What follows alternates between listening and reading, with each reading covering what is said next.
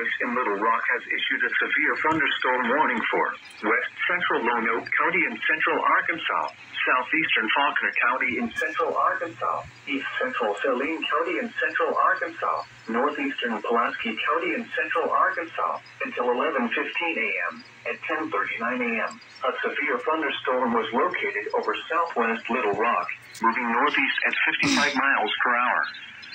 Hazard, 60 miles per hour wind gusts. Source, radar indicated. Impact, expects damage to roofs, siding, and trees. Locations impacted include Little Rock, North Little Rock, Sherwood, Jacksonville, West Little Rock, Maumelle, Bryant, downtown Little Rock, North Little Rock Airport, Little Rock Air Force Base, Southwest Little Rock, Shannon Hills, Argenta, Otter Creek, Gravel Ridge, Vito, Olmsted, Provo Junction, Lakewood, Camp Robinson.